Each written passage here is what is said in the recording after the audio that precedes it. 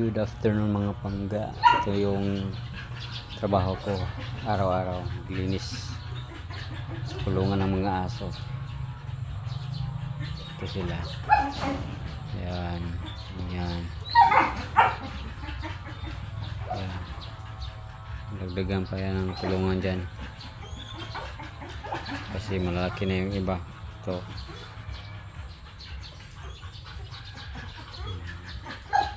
yung pagkain nila, hinanda ko, maya maya pakainin ko na.